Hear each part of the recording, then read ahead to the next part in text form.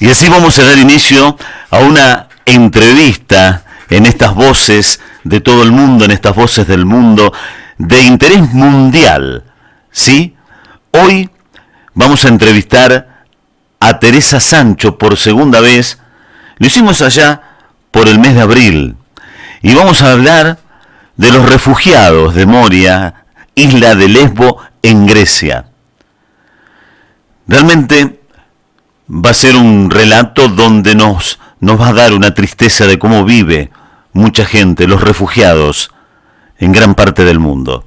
Pero antes de comenzar, va a ser bueno escuchar a Eduardo Galeano hablando de los nadies.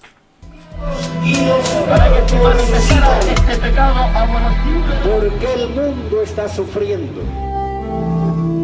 Sueñan las pulgas con comprarse un perro y sueñan los nadies con salir de pobres. Que algún mágico día llueva la buena suerte, que llueva a cántaros la buena suerte, pero ni en lloviznita cae la buena suerte, ni hoy, ni mañana, ni nunca. Por mucho que a los nadies les pique la mano izquierda o se levanten con el pie derecho o empiecen el año cambiando de escoba,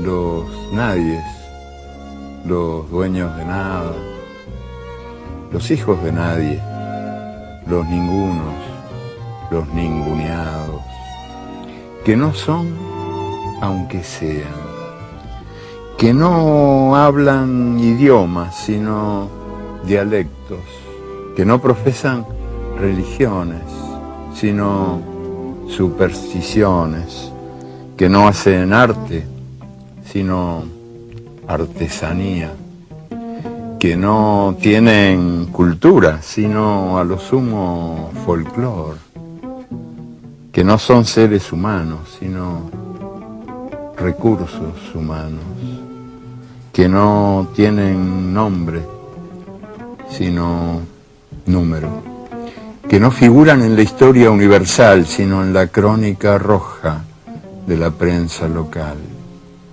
los nadies que cuestan menos que la bala que los mata.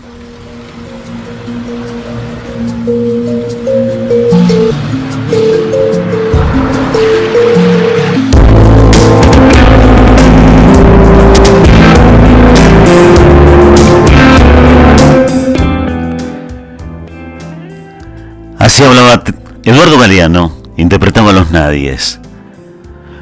Vamos a dialogar una vez más con Teresa Sancho, quien es graduada en Derecho actualmente, está haciendo el doctorado en Derecho Internacional Público sobre Derecho de Asilo en la Universidad de Murcia.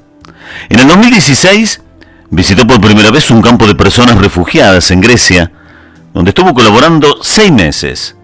Después de esto, ha regresado en varias ocasiones a Grecia, concretamente al campo de Moria en Lesbos.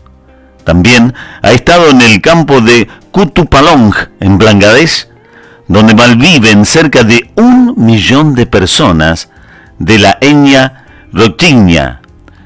Teresa forma parte de la Asociación de Amigos de Ritsona. Vamos a escuchar cuando dialogó con nosotros allá por el mes de abril sobre la situación de los refugiados de Moria en la isla Lesbos en Grecia. Ella nos decía en aquel entonces lo siguiente. Hola, buenos días. Soy Teresa Sancho y soy voluntaria de la Asociación Amigos de Ritsona. Esta asociación nace en el verano de 2016 tras la visita de 3 de sus voluntarios y fundadores al campo de personas refugiadas de Ritsona, situado a 1 hora y media en coche de Atenas. En el año de 2016, la mal llamada crisis de los refugiados llevaba un año poniendo a prueba la solidaridad europea, y la respuesta de los dirigentes europeos no fue otra que el cierre de fronteras y llegar a acuerdos vergonzosos para externalizar el control de estas fronteras, como el famoso acuerdo con Turquía, que facilita la rápida devolución de aquellos que solicitan protección y vulnera los derechos humanos de manera muy grave. Amigos de Ritsona nace para dar un apoyo a las personas refugiadas de este campo, pero poco a poco vamos conociendo la realidad de estas personas en otros lugares de Grecia. Y es así como pasamos a apoyar proyectos en Atenas, principalmente de alternativa habitacional, para muchachos jóvenes mayores de 18 años que se encontraban en situación de calle. Colaboramos con organizaciones en terreno que les proporcionan una alternativa habitacional y les ayudan a encontrar trabajo y a formarse. Y desde el verano de 2018, también colaboramos con proyectos en la isla griega de Lesbos. En la isla griega de Lesbos es donde se encuentra el campo de recepción e identificación de Moria, donde enviamos actualmente la mayor parte de nuestra ayuda. No contamos con voluntarios en terreno y todo lo recaudado por nuestra asociación va destinado a colaborar con otros proyectos de confianza que sí se encuentran en terreno durante todo el año y que visitamos periódicamente. Normalmente 2 viajes al año son los que realizamos a Grecia.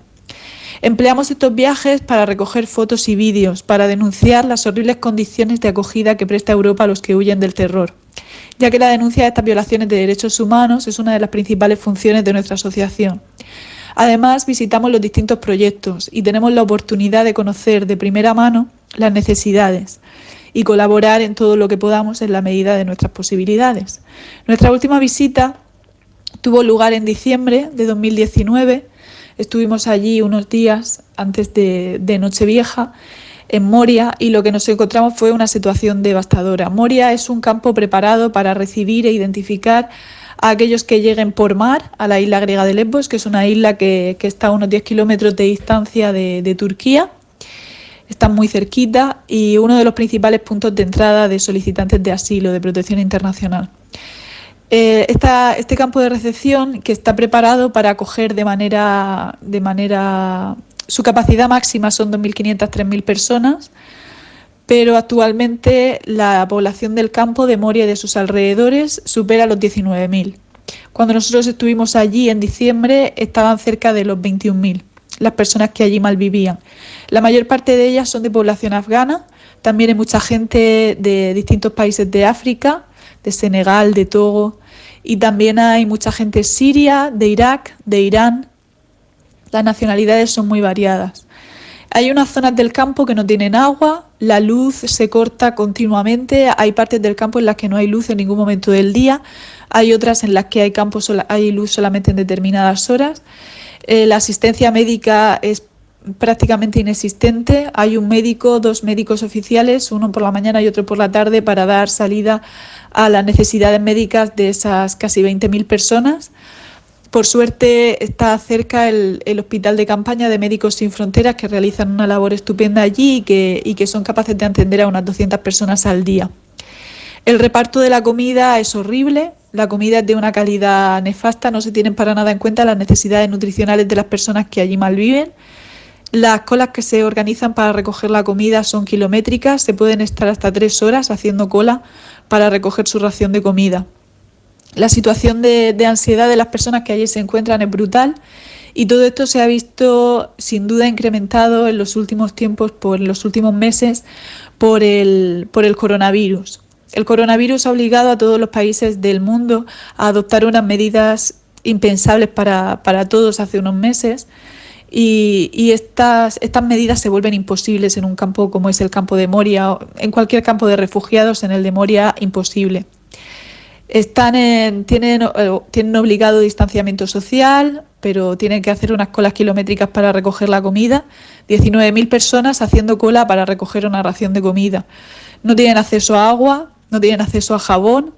ACNUR, en un programa de apoyo, les daba 90 euros al mes para que ellos pudieran hacer compras de comida, de productos de higiene, de lo que fuera necesario. Desde que comenzó la situación del coronavirus no tienen acceso a esos 90 euros mensuales. De hecho, tienen prohibido ir a los cajeros dentro del pueblo de Mitilene, la capital de Lesbos, y se les prometió que se instalarían cajeros allí en el campo, que todavía no se han instalado y que dudamos bastante que se lleguen a instalar. La situación de tensión es absoluta. Las organizaciones tienen prohibida la entrada a los campos por las medidas de distanciamiento social, lo cual hace que la situación de abandono de estas personas sea todavía mayor. Y además no podemos olvidar que en Moria y en todos los campos de refugiados hay perfiles muy vulnerables.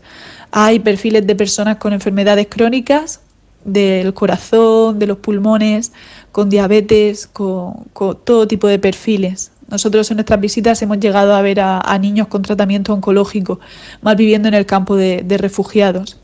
Viven en tiendas de campaña, tiendas para 1 o 2 personas que llegan a compartir hasta 7 u 8.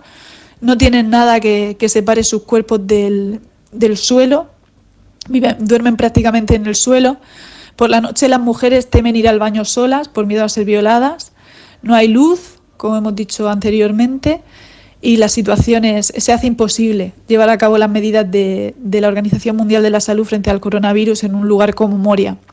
En cuanto a los campos del continente, son 2 ya los campos que se encuentran en cuarentena por haber tenido un número elevado de positivos en coronavirus y un hotel que albergaba a 150 refugiados, prácticamente todos de nacionalidad africana.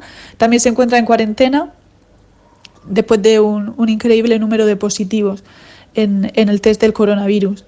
Lo más llamativo en todos estos casos es que en el momento en el que se fueron a realizar las pruebas, apareció un gran número de positivos, pero todos ellos asintomáticos, lo cual quiere decir que este virus nos demuestra en los campos de refugiados, igual que ha demostrado en Europa, que entra de manera silenciosa y que cuando manifiesta signos en alguna persona normalmente ya suele ser demasiado tarde y el número de infectados es muy elevado. Tememos que cuando el virus llega a Moria la situación sea igual y que cuando alguna de estas personas manifieste signos de estar enferma, sean ya muchos los casos que se encuentran dentro de este campo, en el que las condiciones de hacinamiento son increíbles. El hospital de Lesbos, leíamos el otro día en un periódico griego, que solo cuenta con 6 camas en la UCI y, por tanto, la llegada del virus al campo de Moria tendría unas consecuencias devastadoras. Había un programa establecido para evacuar a 2.000 perfiles vulnerables de este campo, que se ha visto retrasado hasta el 4 de mayo, precisamente por las medidas de aislamiento que hay ahora mismo en todo el país griego. El retraso de estas medidas lo único que hace es poner más en peligro la vida de estos perfiles tan vulnerables. Desde Amigos de Rizona estamos exigiendo la evacuación del campo de Moria desde hace muchísimo tiempo, todavía con más fuerza desde la llegada de la COVID-19 a nuestras vidas. Pero los dirigentes europeos parecen mirar hacia otro lado una vez más y las llegadas no han cesado. Lo que sí que han cesado son los registros de estas llegadas y, por tanto, la gente que llega a las playas no encuentra a nadie que les diga dónde tienen que ir, no encuentra a nadie que les tome los datos, no encuentra a nadie que les dé una opción de alojamiento y, por tanto, lo que tienen que hacer en muchos casos es dormir en la calle, en la playa, en la montaña y buscarse la vida. Y nada, la perspectiva que tenemos nosotros sobre el futuro es bastante desoladora, esperamos equivocarnos, pero todo parece indicar que tras la llegada del nuevo gobierno a mediados del año pasado al gobierno griego, con el cambio de gobierno que hubo, las medidas para los refugiados fueron de mal en peor, aumentaron las deportaciones. Se propuso construir un campo cerrado en Moria para albergar allí a las personas refugiadas, que funcionaría como una cárcel. Ya hay distintos campos cerrados que hacen las veces de cárcel en otras islas y donde los derechos humanos desaparecen por completo y la asistencia de las organizaciones está prohibida. Hubo una movilización muy grande de personas de extrema derecha que fueron a la isla a principios de marzo para organizar, según sus propias palabras, una cacería contra las personas refugiadas y migrantes. Y cuando los dirigentes europeos fueron a Grecia a comprobar in situ la situación, lo que hicieron fue alabar la labor griega de represión hacia las personas migrantes, que lo único que pedían era que no se las encerrara en aquel campo cerrado y que se les diera una acogida digna. Todo esto coincidió con la apertura de Turquía de sus fronteras, en un chantaje más hacia la Unión Europea, jugando con los refugiados como si fueran simples números y no personas, y cualquier medida de represión y cualquier ataque hacia aquellos que vienen huyendo del horror parecía estar justificada. Se vieron imágenes de personas de guardacostas griegos disparando a las barcas de personas que llegaban a las costas para hundirlas, para que se ahogaran. Se dijo que el ejército griego iba a realizar prácticas con munición en las costas de Lesbos, que, como hemos dicho, están a 10 kilómetros de Turquía. Todo esto es una continua vulneración de derechos humanos y con la llegada del coronavirus sin duda se ha visto todo agravado muchísimo más. Están completamente abandonados. La semana pasada un hombre griego disparaba desde un coche a 4 refugiados que volvían a Moria por la carretera y 2 de ellos acabaron en el hospital. El hombre se encuentra en libertad. La situación empeora cada día más y los derechos humanos parecen cada vez desaparecer un poco más para estas personas que lo único que buscan es una acogida digna. Desde Amigos de Rizona seguiremos luchando para que las condiciones de estas personas mejoren, para que su voz sea oída y pues nada, pues muchísimas gracias a programas como el vuestro que nos ayudan a difundir un poco la situación de estas personas refugiadas y un abrazo muy grande. Bueno, lo que nos cuenta aquí Teresa, esto fue en el mes de abril. Es terrible esto que hemos escuchado, ¿no? Es increíble. Esto pasa en la tierra. Yo le quiero dar la bienvenida a Teresa, que esta información que hemos escuchado, como decía que era del mes de abril, y lo volvemos a reproducir ahora, donde nos informás que el horror y los atentados continuos frente a los derechos humanos no han cesado y se agravan aún más, ¿no? Preguntarte, Teresa, y darte nuevamente la bienvenida. ¿Cómo está actualmente esta situación de los refugiados en Moria y en Grecia, sabiendo por las últimas noticias sobre los grandes incendios que se han producido hace unos días en los campos de refugiados? Una vez más, bienvenida a nuestro programa, Teresa. Hola, Walter, buenas tardes. Bueno, buenas tardes aquí en España. La situación ha cambiado, como bien dices, por el tema de los incendios, porque ha habido un incendio muy grande. En Moria ha habido varios incendios a lo largo del tiempo, desde que se fundó el campo, sobre todo en los últimos años, pero este último incendio, la principal diferencia es que ha arrasado con todo el campo. Entonces, ahora mismo en el campo habían 13.000 personas y estas 13.000 personas se han quedado sin alojamiento, llevan 5 días viviendo en la calle y la situación, la verdad, es que es totalmente devastadora. Ahora, ¿cuántas personas viven en el campo de Moria? Bueno, mejor dicho, malviven, ¿no? Sí, pues ahora mismo había 13.000, alrededor de 13.000, de los cuales creo que haber leído en un informe que 4.000 eran menores y de estos menores 400 eran menores no acompañados. Uh-huh. Bueno, ¿cómo es la situación de ellos, no? Porque fue en la madrugada del martes pasado que se origina este incendio que arrasó el campo donde residían, como nos decían. ¿Y en qué situación están ahora los refugiados? Pues estos refugiados, por lo que nos cuentan las organizaciones que están ahí en terreno, como Médicos Sin Fronteras o The Hope Project y diversas organizaciones con las que tenemos contacto, están viviendo en la calle. De momento no se les ha dado alternativa habitacional a ninguno de ellos. Y aunque el gobierno griego está construyendo otro campo de refugiados para meterles dentro de nuevo, ahora mismo están durmiendo en la carretera que conecta con la capital de la isla, con Mitilene. No hay un cordón policial, no les dejan llegar a la capital porque no quieren que se mezclen con la población de la isla, entonces están durmiendo en los márgenes de una carretera, la mayor parte de ellos. Y otros lo que han hecho ha sido refugiarse en los bosques y en los campos que hay por allí de olivos, por la isla, porque ha habido algún que otro ataque de la extrema derecha, la policía también los ha atacado con gases lacrimógenos y tal, entonces algunos de ellos tienen mucho miedo y han optado por esconderse en los bosques de la isla. Uh-huh. Ahora, qué barbaridad, ¿no? Qué barbaridad. ¿Y sabes de qué manera se origina este fuego? No fue intencional, ¿no? Sí, fue intencional, pero no se sabe. Hay dos versiones. Hay una versión que dice que fueron, el detonante de todo esto, de la situación nefasta en la que está esta persona y que hace que ellos pierdan ya definitivamente la cabeza, es el COVID. El COVID se usa como excusa allí en Moria para encerrarles todavía más y privarles más de derechos todavía. Y mientras que Grecia estaba abierta al turismo, creo recordar que desde junio o julio, estas personas seguían confinadas en el campo. Entonces tú podías ir de turismo a Grecia sin que se te hiciera ninguna prueba y sin cuarentena, pero una persona que está viviendo allí desde hace años encerrada en un campo no podía salir, ni para ir a una tienda, ni para ir al médico, ni para nada. Estaban confinadas en el campo y las únicas organizaciones que tenían acceso eran las sanitarias. Entonces, a pesar de todas estas medidas tan represivas, aparecen casos de coronavirus dentro del campo, porque una persona a la que le dan asilo viaja a Atenas a intentar obtener trabajo y como no lo consigue, porque las medidas de inclusión en Grecia para estas personas una vez que tienen el asilo son inexistentes, vuelve a Moria después de dormir durante varias semanas en las calles de Atenas. Allí contrae el coronavirus y lo lleva junto con él al campo. Y como el campo está tan masificado, que tiene capacidad para 2.800 personas, pero hay 13.000 más viviendo allí, pues el círculo de contactos de esta persona es enorme y tienen que realizar cerca de 2.000 pruebas. De estos 2.000 PCR que realizan a la población del campo aparecen 35 positivos. Y la reacción del gobierno es encerrar estos positivos en unas áreas especiales de aislamiento y confinar todavía más el campo, construir nuevas vallas y hacerlo verdaderamente una cárcel de la que ya sí que sea imposible salir. Ante esto empiezan protestas por parte de los refugiados, asustados porque sus derechos se van a ver todavía más restringidos, más violados. Entonces aquí es donde nacen las dos versiones. Una versión es que los propios refugiados durante las protestas encienden fuegos que se descontrolan y terminan con el incendio del campo, y la otra versión es que gente de la extrema derecha, que parece ser que en esta isla concretamente la extrema derecha tiene bastante fuerza, van en protesta porque hay positivos entre personas extranjeras y son ellos los que inician los fuegos.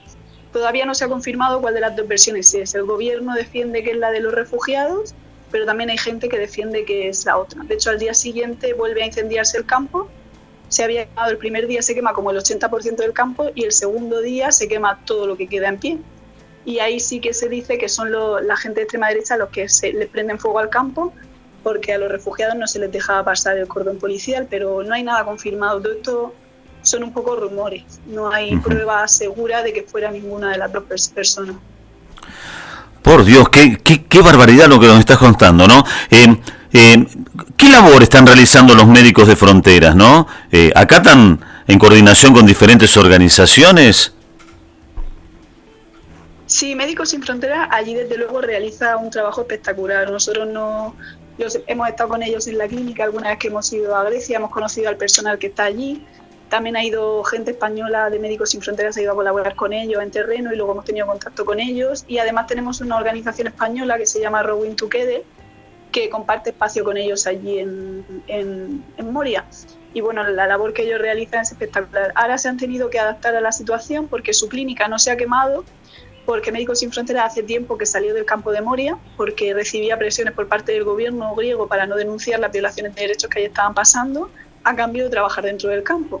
Médicos Sin Fronteras dijo que ellos iban a denunciar igualmente la violación de derechos que allí se cometían y decidió abrir su clínica no dentro del campo, sino enfrente. Entonces, como justo por en medio pasa una carretera, el fuego no llega a la clínica de Médicos Sin Fronteras y no se ha quemado.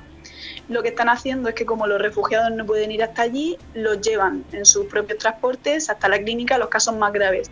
Ahora, en colaboración con The Hope Project, que es otra organización pequeñita con la que nosotros colaboramos ahí en terreno, tienen varios almacenes muy cerca de donde están los refugiados acampados ahora en esta carretera, y les han cedido uno de estos almacenes que ya está desinfectado y acondicionado para que puedan tratar a los enfermos más cerca. Porque sobre todo después de los ataques con gases lacrimógenos y tal, hoy reportaban justo que han tenido que tratar a un bebé de 10 días que resultó pues con los daños correspondientes de que te tiren gases lacrimógenos encima y ha tenido que pasar toda la noche en observación y tal. Entonces Médicos Sin Fronteras está haciendo un trabajo muy muy bueno. Estamos hablando con Teresa Sancho, quien trabaja no para los refugiados. Estamos hablando sobre el campo refugiado de Moria que está en Grecia. ¿Y es verdad que se aplicó gas lacrimógeno en algunos grupos para dispersarlo? ¿Esto lo estaba leyendo? ¿Es así? Sí, de hecho hay bastantes vídeos, tanto de voluntarios como de refugiados, que en el momento de los gases lacrimógenos de la policía hacia ellos, lo que no tengo muy claro es por qué termina pasando esto. No sé si es porque los refugiados habían hecho protestas pidiendo que les dieran un alojamiento normal cuando llevas 4 días durmiendo en una carretera junto con niños pequeños. Y no sé si fue para disolver estas protestas o no sé exactamente cuál fue el motivo por el cual la policía decide que hay que aplicar gases lacrimógenos contra miles de personas, entre ellas miles de niños. Teresa, ¿y cuál es el máximo de albergue que tiene el campo? O sea que si supera esa cantidad es impensable el distanciamiento no social entre los contagios de COVID. ¿Cómo está administrado eso? Pues el campo tiene capacidad para 2.800 personas más o menos. Y ha llegado a malvivir allí alrededor de 20.000. Ahora mismo había 13.000 personas allí, entonces es un disparate. se supera con creces la capacidad máxima del campo. Moria, para que lo visualicéis un poco estructurado, el campo es un campo cerrado con capacidad para 2.800 personas y dentro de ese campo están los containers, los isobox estos de metal, y allí es donde se supone que tiene que estar alojada la gente. ¿Qué pasa? Que como se desborda tanto el campo, empieza a aparecer alrededor de este campo vallado lo que se conoce como Olive Grove, el campo de los olivos, porque aparece alrededor de un monte que tiene olivos, y una zona que los refugiados llaman la jungla, porque allí no está controlado el gobierno, no da asistencia a las personas que están ahí fuera. Son tiendas de campaña que puedas comprar en una tienda para hacer acampada en algún momento. Y en estas tiendas de campaña pues malvive la gente como puede conforme va llegando porque no hay alojamiento disponible. Uh-huh. Entonces, entre lo que hay dentro de ese campo vallado y lo que hay fuera, se han llegado a contabilizar más de 20.000 personas. Entonces, como el tendido eléctrico no está preparado, el agua tampoco, cuando fue en invierno, en el último invierno que estuvimos allí, que fue el invierno pasado, había 20.000 personas, como bien digo, y las personas nos contaban pues que no había agua en la mayor parte del campo, tampoco había luz. Creo que había 130 puntos de agua en todo el campo. Entonces, para 20.000 personas, 130 puntos de agua, o para 13.000, que tienen que guardar distancia por el tema de la COVID, que tienen que lavarse las manos con regularidad, uh-huh, como se nos está recomendando a todos en todo el mundo. Allí esto es, como dices, es imposible. Porque a lo mejor en una tienda en la que hay capacidad para 5 personas, duermen 10 o duermen 20. Apelotonados unos contra otros duermen fuera, en los isobox también. El hacinamiento es continuo en todas las partes del campo. Y la basura también, cuando nosotros estuvimos allí en diciembre, nos llamó muchísimo la atención y hemos estado muchas veces en Moria, pero esta vez estaba increíblemente sucia, montañas de bolsas de basura, incluso había botellas con orina al lado de las tiendas de campaña porque los refugiados tienen miedo de ir al baño por la noche sin luz y también por el frío, entonces orinan en botellas, lo dejaban cerca de las tiendas y aquello era una situación de abandono y de hacinamiento total. Entonces confinar a estas personas allí en un momento de pandemia tampoco tenía ningún sentido, porque iba a pasar lo que ha pasado, que con un caso pues han empezado a aparecer un montón de casos más. Ahora que hay también muchos niños sin familias, ¿qué hacen con ellos, no? ¿Y qué pasó con estos niños? ¿Fueron acogidos por algún centro después del incendio? Pues no me ha llegado, o sea, la única información que nosotros hemos recibido es que hay 10 países de la Unión Europea que están hablando con Bruselas y con el gobierno griego para acoger a estos 400 menores no acompañados que había ahora mismo en la isla, que es el perfil de refugiado al que más se han mostrado propensos los países a acoger a los menores no acompañados. Pero no sé si después del incendio, la verdad es que esa información no ha trascendido, no sé si por proteger a los menores o si porque no se ha hecho nada con ellos.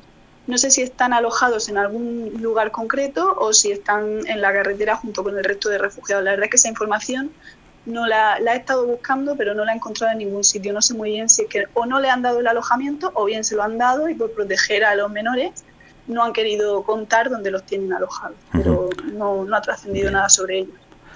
Ahora, Teresa, también se dice que desde Siria hay una población bastante grande que ha decidido cruzar el Mediterráneo. Entre ellos son profesionales como ingenieros, profesores, que van con sus hijos buscando un futuro mejor y se han encontrado desamparados y terminaron malviviendo en este campo de refugiados. ¿Es así, no? Claro. Normalmente el perfil que nosotros nos hemos encontrado, hay de todo un poco, ¿no? Pero el perfil que predomina en los campos de refugiados es gente que tiene una preparación y que tenía un nivel de vida en su país elevado, porque hay que tener en cuenta que ellos no tienen otra manera de llegar aquí que no sea ilegalmente, y para llegar ilegalmente tienen que pagar a mafias. Entonces el pasaje con una mafia es increíblemente caro. Yo recuerdo la primera vez que estuve en un campo de refugiados en 2016, un hombre kurdo de Siria, de la parte de Siria kurda, que era pintor, hizo un mapa de su viaje relatando cuánto dinero le costaba en cada parte, y solamente la parte de cruzar el Mediterráneo, el Egeo, desde Turquía hasta una de las islas griegas, eran 5.000 euros por cada miembro de familia.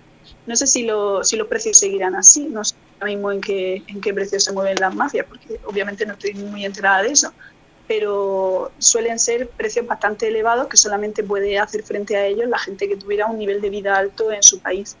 Entonces sí, sobre todo la gente de Siria, que antes de la guerra era un país con un nivel de vida bueno, me refiero económicamente, había gente que tenía muy buen nivel de vida, pues esta gente suele tener pues eso, ingenierías o ser médicos o ser un perfil profesores de universidad, gente muy muy preparada que normalmente habla varios idiomas y que han podido pagar el pasaje para toda su familia y para ellos y llegar a Grecia. Y luego se han visto totalmente desamparados en los campos de refugiados. Muchas de las personas que están allí nos dicen que incluso están peor que en los campos de refugiados de su país. Bien. Bien. Te pregunto, Teresa, esta es una pregunta muy amplia, ¿no? ¿Qué está pasando con la política migratoria europea? La unanimidad entre las organizaciones se dice que es perjudicial, pero ¿cuál es la respuesta europea a este momento? A ver, el problema es que sale una regulación europea hace tiempo ya, de 2013 creo, es de 2013, las directivas que se están aplicando ahora son de 2013, y 2013 es antes de que lleguen todos los refugiados, ¿no? La mal llamada crisis de los refugiados que empieza en 2014-2015, y entonces en ese momento es cuando Europa de repente se da cuenta de que su política migratoria es mala y que no está basada en la solidaridad ni hacia para los refugiados ni entre los propios Estados miembros. Que ahora mismo la política que hay en Europa es tú tienes que pedir asilo en el primer país que pisas. Y esto da lugar a que Grecia o Italia se vieran durante aquellos años con muchísimas personas refugiadas a las que no podían dar asistencia y que no podían viajar a otros países porque la regulación europea decía que no, que tenían que pedir asilo allí. Entonces se intenta modificar esa política migratoria, pero aquello queda en un proyecto que todavía no ha salido.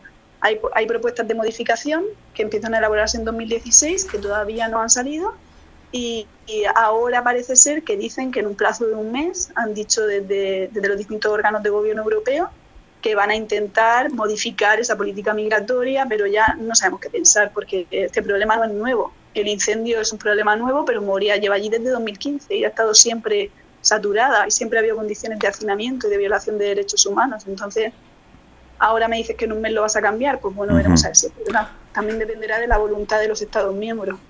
O sea, Teresa, lo que tú quieres decir es que las leyes están pero no se cumplen. Las leyes están, algunas se cumplen y otras no, según la que nos interese que se cumpla. La ley de que tú tienes que pedir asilo en el primer país al que entras se cumple prácticamente a rajatabla. No se aplica muy estrictamente, me refiero, si tú eres lo suficientemente espabilado y tienes el dinero como para salir de Grecia y llegar ilegalmente a otro país, y a ese país se le pasa plazo para devolverte a Grecia o no se entera de que tú estabas antes en Grecia, puedes tener suerte, pero la regla general es que tú te quedes atrapado en Grecia porque no tengas documento para salir de Grecia hasta que no se tramita tu solicitud de asilo. Luego hay otras leyes, como por ejemplo la Directiva de Condiciones de Acogida, que dicen que tú tienes que tener un alojamiento digno, acceso al psicólogo si tienes problemas o has tenido traumas, los niños tienen que tener acceso a educación, todo eso no se está cumpliendo. Y efectivamente está ahí, y es normativa europea, que se debería cumplir en toda la Unión Europea, pero de momento no se cumple. En el mismo ambiente de los refugiados, ¿existe un ambiente de agresividad? Y entre ellos hay muchos casos de violencia sexual, ¿es así? Hay ambiente de agresividad, pero no porque ellos vengan propensos a la agresividad. A mí es que esto me gusta hablarlo con cuidado, porque cuando una persona tiende a tener pensamientos racistas, cuando alguna vez damos charlas y decimos, sí, es que en el campo de Moria hay violaciones, dicen, bueno, pues si son violadores, ¿por qué los tenemos que acoger? Yo para nada defenderé nunca la violencia que se da a veces, que tampoco es todo el rato, pero a veces dentro del campo de Moria. Pero es verdad que estas personas, por ejemplo, hay muchas peleas y hay riñas entre ellos. Los casos de violaciones se oyen, pero nosotros las veces que hemos ido a Moria y hemos hablado con las organizaciones en terreno para que nos cuenten exactamente, para dar difusión y para hacer denuncia también de esto, ¿no? Cuántos casos de violencia sexual hay, cuántas violaciones, es algo que no trasciende, que se lleva con mucho secretismo y que no hay datos oficiales acerca de cuántas mujeres son violadas en Moria. Entonces tampoco me atrevo a decir si es mucho o si es poco. Habrá, por supuesto, pero no tenemos los datos exactos como para decir pues hay tantas violaciones o tantas mujeres lo han denunciado. Pero sí es verdad que hay un ambiente de crispación y de violencia que viene derivado de la propia situación en la que están ellos. Son personas que vienen con muchos traumas de su país de origen y que son puestos en una situación límite en Moria. Entonces, por ejemplo, a los niños pequeños se les describen situaciones como autolesiones o intentos de suicidio, que Médicos Sin Fronteras ha contado en numerosas ocasiones que hay menores de 4 o 5 años que se autolesionan y que es algo para lo que ningún psicólogo está preparado, porque un niño de 4 años normalmente no se autolesiona ni se quiere suicidar, y los mayores pues lo manifiestan también autolesionándose, intentando suicidarse o enfrentándose entre ellos porque estás haciendo la cola de la comida desde hace 2 horas y llega otro refugiado y se te cuela. Y tú estás haciendo 2 horas por un plato de comida que además no vale nada. Pues a lo mejor en vez de decirle, oye, perdona, te has colado, te peleas. Y a lo mejor pues se te va la cabeza o no sé. Entonces, es verdad que existe violencia y es verdad que sería ideal que no existiera, pero también es verdad que yo no sé si a nosotros nos pusieran en esa situación cómo nos comportaríamos cada uno de nosotros. Y tampoco sé si toda la violencia viene de personas refugiadas o si también hay gente, porque por ejemplo en Atenas se dan muchos casos de pederastia hacia los menores refugiados. No son las personas refugiadas las que hacen esta pederastia, son personas griegas o de otros países que van a aprovecharse de que hay menores en situación de calle. Entonces tampoco me atrevo a decir que toda la violencia provenga de la persona refugiada. Es una situación muy, muy delicada y que tampoco estoy yo muy especializada en ese tema. Ahora, Teresa, ¿qué organismo debe tomar la decisión y aplicar las políticas migratorias adecuadas? ¿Debe ser una responsabilidad compartida? Y también preguntarte si crees que la sociedad en general se olvida de los más vulnerables, de los refugiados. Bueno, la primera pregunta sí, desde luego tiene que ser una responsabilidad compartida porque si bien es cierto que, por ejemplo, Alemania están en el ranking de los países que a nivel mundial más refugiados acoge, hay otros países de Europa que se lavan las manos totalmente. Y eso genera una situación de carga en los países que son países de principal entrada, que además tampoco tienen la voluntad política de acoger en perfectas condiciones a todo el que llega por el mal llamado efecto llamada, que el efecto llamada son las guerras y la violencia, y no que tú acojas con dignidad a la gente que viene a tu país.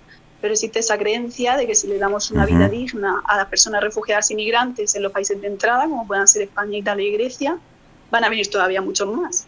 Cuando yo sinceramente creo que esto no es así. Pero desde luego tiene que haber una respuesta coordinada entre todos los países miembros, cada uno además atendiendo a la capacidad económica para poder integrar verdaderamente a estas personas y darles verdaderas herramientas para empoderarles y que pasen a ser un activo valioso dentro de la sociedad en lugar de tenerles en campo sin derecho a trabajar, sin derecho a educación y sin derecho a nada. Entonces debería ser una política migratoria conjunta y basada desde luego en la solidaridad entre Estados y para las personas que vienen a Europa buscando paz y una vida mejor. Y en cuanto a la gente que se olvida, pues lamentablemente sí. Debo decir que la gente es muy solidaria, que ahora, por ejemplo, que está saliendo todo el tema del incendio y que se han quedado en la calle, nosotros, por ejemplo, desde Amigos de Risona hemos empezado una recogida de fondos para mandar a organizaciones en terreno y hemos tenido una respuesta estupenda. Nos están llegando muchísimas donaciones, hemos iniciado una campaña de recogida en firmas en Change y también va muy bien, la gente está dando mucha difusión. Entonces la gente cuando ve la realidad colabora, pero la realidad dura una semana o 2 en la cabeza de la gente y luego se nos olvida. Y subimos las mismas fotos de los niños refugiados dentro de un mes y la gente no las comparte ni la mitad, pero porque la mente humana se ve que funciona así, ¿no? También pasó cuando apareció el niño Aylan, que apareció en una playa de Turquía, fallecido, que hizo 5 años hace poco, y en aquel momento toda Europa estaba volcada con los refugiados, y a los 2 meses ya nadie se acordaba del niño. O también pasó con la frontera allí en América, en la frontera entre América Latina y América del Norte, ¿no? Que también apareció la imagen aquella tan dolorosa del padre intentando cruzar con su hija, creo que era, ¿no? Que aparecieron ahogados en un río y también se movió el mundo y ahora ya de repente parece que no hay migrantes de América Latina que intenten llegar a la administración Trump, ¿no? Y que tengan que pasar los periplos que se pasan por allí también, o las caravanas de migrantes y todo. Quiero decir, al final todo se olvida, pero los dramas humanitarios siguen allí. Y pues bueno, la solidaridad de la gente yo no dudo de ella, pero es verdad que es un poco volátil la memoria. Bien, te pregunto, Teresa, ha dado últimas declaraciones el ministro griego de Migraciones, Notis Mitarakis, ha hecho declaraciones sobre el futuro de los refugiados. ¿Tienes información de lo que ha dicho? ¿Ha dicho algo en especial?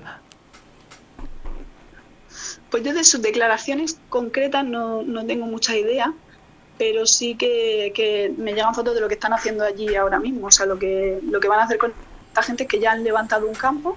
En estos días han estado levantando otro campo con tiendas. En ese campo no cabe toda la gente. las tiendas no respetan entre sí la distancia de seguridad de 3 metros para que en caso de incendio no se propague el fuego o no se propague tan rápido. Y nada, dicen que esta noche mismo podrán alojar allí a 5.000 personas. Según he leído de una organización que se llama Aegean Boat Report, que sube distintos informes acerca de la situación en las islas del Egeo, que es el punto más crítico de Grecia ahora mismo.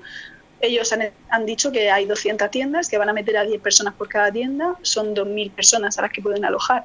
No caben más tiendas en el lugar donde han decidido levantar el campo, son 13.000 personas, a mí no me salen las cuentas. No sé exactamente cómo lo van a hacer. Desde luego han dicho que las personas que hay allí no pueden salir de las islas, han prohibido su traslado a la Grecia continental, así que la única solución es que se quede allí.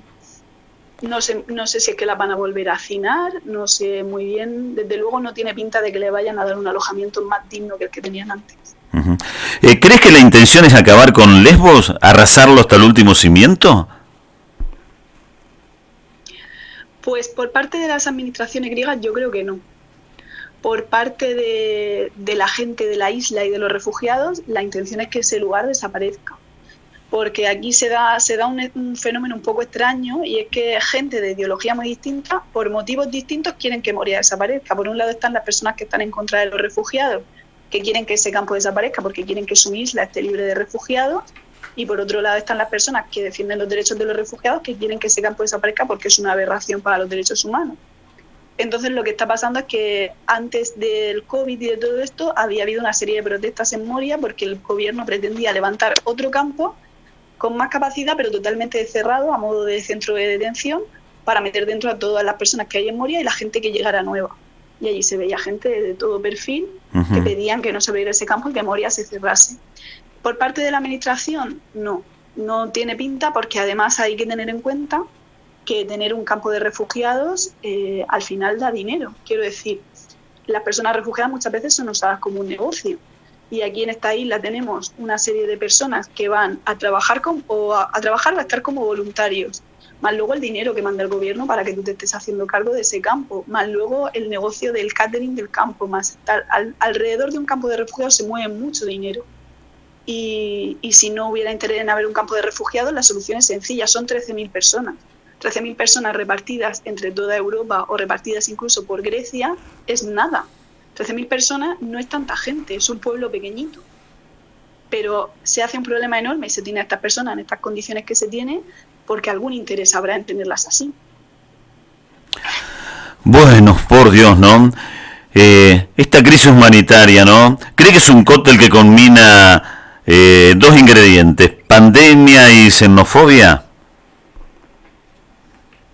Sí, desde luego. La situación que hay ahora mismo, sí. Antes quitaban la pandemia de la ecuación, pero sí, la xenofobia está ahí. Y luego el miedo que nos infunden, ¿no?, a que la gente fuera va a traer enfermedades, va a traer problemas, porque no llevan cuidado, porque no respetan nuestras costumbres. Pues los argumentos que da la gente que tiene un poco de ideología xenófoba, un poco bastante. Y entonces se ha difundido el miedo en Grecia y en todo el mundo. Aquí en España también lo vivimos, que la gente que viene de fuera, el inmigrante, va a propagar la pandemia más que nadie porque no tienen las mismas medidas de higiene que nosotros, porque entonces al final se les culpa a ellos de una cosa que no es su culpa. Porque si estas personas estuvieran alojadas dignamente y no en condiciones de hacinamiento, tanto allí como los temporeros aquí en España, en mi país, pues probablemente muchos de los rebrotes que les rodean no sucederían.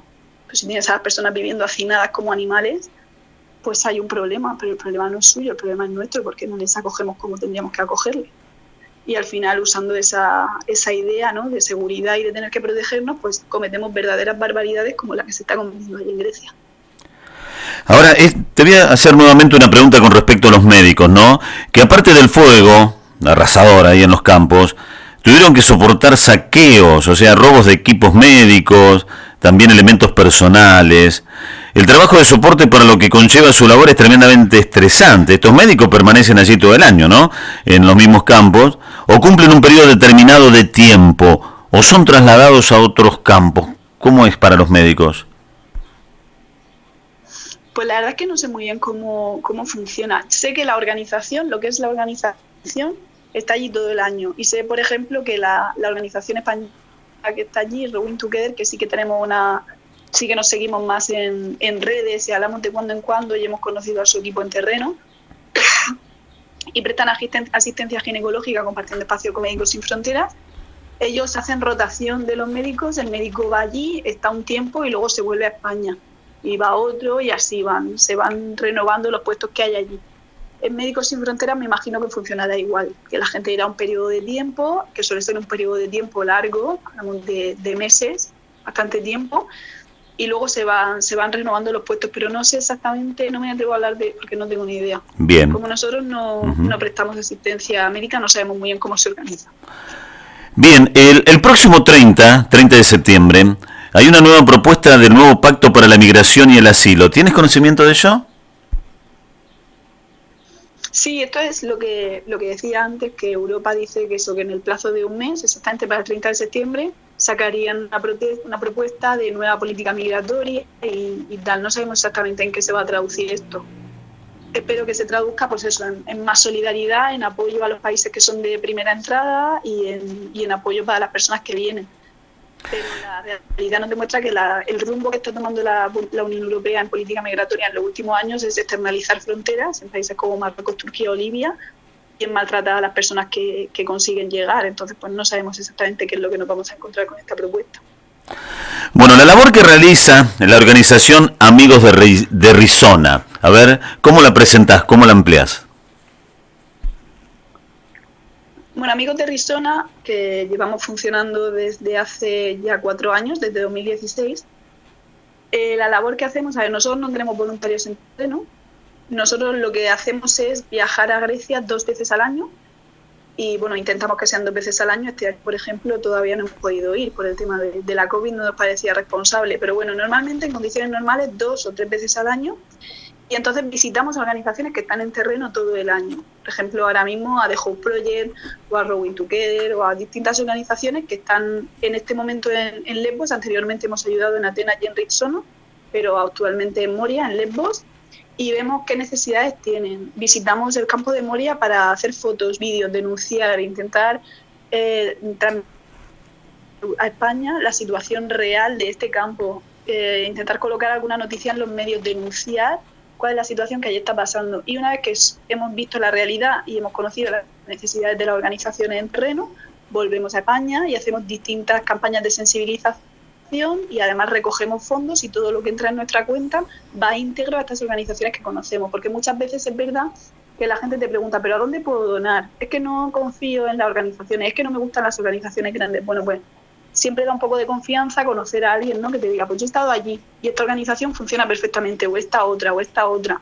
Y como vamos 2 veces al año, pues podemos ir, nace una nueva organización, porque a lo mejor la conocemos y vemos cómo trabajan y vemos que efectivamente el dinero llega, que es gente de fiar y tal. Entonces nosotros lo que hacemos es canalizar esas donaciones a las distintas organizaciones que hay en terreno y que lo necesitan. Y si luego llegamos allí en uno de nuestros viajes y vemos que de repente hay una necesidad imperiosa de Sácate de Dormir, por ejemplo, pues sacamos una campaña en ese momento. Vamos a estar 1 semana y media en Lesbos, necesitamos dinero para sacos de dormir. Y la gente nos mete dinero en la cuenta y nosotros compramos los sacos de dormir y subimos las facturas a la red social que corresponda. Entonces, servimos un poco en el tema de donaciones, pues eso, para canalizar hacia organizaciones que están en terreno y que a lo mejor la gente no llega a conocer porque es muy difícil conocer a todas las organizaciones que hay allí, y luego para difundir y para denunciar la situación que allí está ocurriendo. Bueno, tú lo decías, ¿no? De conocer a gente que ha estado. Tú has estado en Grecia y Tailandia. ¿Qué comparación puedes hacer entre 2 campos refugiados? Bueno, he estado en Grecia y en Bangladesh. En Grecia he estado, pues desde 2016 hasta ahora, no sabría decirte cuántas veces. La primera vez que estuve en 2016 estuve 6 meses, no en Moria, en otro campo, en el norte de Grecia, en Katsikas. Ya de por sí, entre estos 2 campos, a pesar de estar en el mismo país, hay una diferencia abismal. Katsikas, cuando yo estuve allí la primera vez, eran tiendas, ahora ya no hay tiendas, hay containers. Pero bueno, era un campo que era horrible, pero es verdad que no existía esa situación de hacinamiento, que los refugiados recibían, era más sencillo hacer distribuciones, no es lo mismo hacer una distribución para 900 personas que para 13.000, 14.000, 15.000. Había un censo de las personas que habían dentro del campo, de tal manera que tú podías organizar la recogida, el reparto de ropa o el reparto de comida sabiendo de cuánto estaba compuesto cada familia. Eso en Moria es muy difícil. Moria es pues un auténtico disparate, un infierno en la tierra. El resto de campos también son infiernos, pero no tanto como Moria. Moria se lleva la palma. Y el otro campo en el que estuve, en Bangladesh, que estuve creo que fue en 2018, es un campo donde viven alrededor de 1 millón de personas de la etnia rohingya, que son apátridas de Myanmar y que cruzan a Bangladesh pues porque es el país que más cercano les queda. Y bueno, pues la situación allí también es muy horrible. La principal diferencia es que Bangladesh en sí es un país muy pobre. Entonces me pasaba que a lo mejor entraba al campo y no sabía si lo que estaba viendo era campo de refugiados o era ciudad de Bangladesh, porque las condiciones en las que vivían las personas de Bangladesh y los rohingya eran muy parecidas. Ese país, sin ayuda internacional, no puede ayudar a 1 millón de refugiados porque sí que es verdad que no tiene los medios, porque es imposible. Aquí lo que te encuentras es una Europa rica que tiene de repente a miles de personas totalmente abandonadas y no terminas de saber muy bien por qué.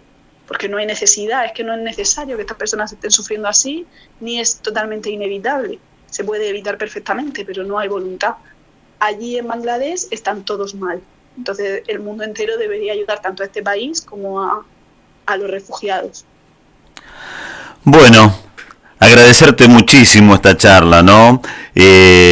Recién hacías vos un llamado, ¿no? Y de qué manera tener la confianza para que los que quieran seguir colaborando con los refugiados y migrantes. Y quisiera que tengan también, ¿no? También la palabra y que hagas una reflexión a través de nuestro programa, un llamamiento a los Estados miembros para que tengan una respuesta segura y satisfactoria a la sociedad en que vivimos, para concientizar, ¿no? En la ayuda de los desfavorecidos y a las organizaciones en general que sigan colaborando con los refugiados y migrantes, que es tu intención, por supuesto, por la cual trabajas muchísimo. Claro, sí, el llamamiento pues claro sería ese, que los Estados miembros se pusieran de acuerdo una vez para ayudar a estas personas, porque no hay ningún tipo de motivo que justifique que esta gente esté sufriendo como está sufriendo y que esté perseguida como está perseguida en el suelo europeo, que no tiene ningún sentido. Y desde luego eso, la gente que confíe en las organizaciones, que nos dejamos la piel por la persona que está allí, que si tienen ganas de colaborar o lo que sea, que confíen, que es que llega todo el dinero y al menos nosotros somos totalmente transparentes, subiremos todas las transferencias que hagamos y todos los recibos que nos envíen de las compras los subiremos a redes sociales para que se vea que el dinero llega y que es muy importante echar un cable en estos momentos, que al final lo que nosotros hacemos son parches, porque si a esta gente no se le da un alojamiento digno, es importante que tenga una manta y es importante que tenga una tienda, pero lo que de verdaderamente es importante es que se les conceda asilo y que puedan bajar y que puedan tener una vida digna. Entonces, mientras que intentaremos presionar a nuestros políticos para que hagan algo, pues habrá que echar un cable y seguir poniendo estos parches para que al menos su situación no sea tan precaria como podría ser si no hacemos nada. Bueno, yo quiero hacerte escuchar, te envía un mensaje, un saludo, te lo envía Claudia desde Salou, allí en España, y lo vamos a poner en el aire. No podemos cambiar el mundo con ideas. Necesitamos convicción en nuestros corazones. No perder la esperanza, porque la desesperanza es la enemiga de la justicia. La esperanza nos permite seguir adelante, aun cuando la verdad es distorsionada por los que ostentan el poder. Nos permite ponernos de pie cuando nos dicen que nos sentemos y hablar cuando nos dicen que nos callemos. Lo contrario de la pobreza no es la riqueza. Lo contrario de la pobreza es la justicia. La justicia de las naciones no se refleja como tratamos al rico y al privilegiado, sino al pobre y al desfavorecido. Nuestro sistema nos ha quitado más de lo que puede devolvernos, pero si cada uno de nosotros aporta una pequeña dosis de ayuda al prójimo, construiremos un mundo mucho mejor. Si podemos mirarnos con detenimiento y sinceridad, veremos que todos necesitamos justicia, misericordia y las gracias merecidas. Luchemos por aquellos, los que no eligieron nacer allí, vivir así, morir descalzos en el áspero asfalto o en el polvoriento camino de un campamento de refugiados. Tú, yo, Elias, aquel, esa, este, todos somos seres humanos. No perdamos nuestra esencia. Y conmigo para contar esta realidad, porque sin medios como los vuestros que nos den voz, al final lo que hacemos se queda en nada, así que muchísimas gracias. Muy bien, así hemos hablado con Teresa Sancho, hemos hablado de los refugiados, hemos compartido este momento en un relato realmente increíble. Pero esto pasa en el mundo, señores, y lo hemos vivido con todos ustedes. Hasta una nueva edición y una vez más, gracias, Teresa. Gracias a vosotros.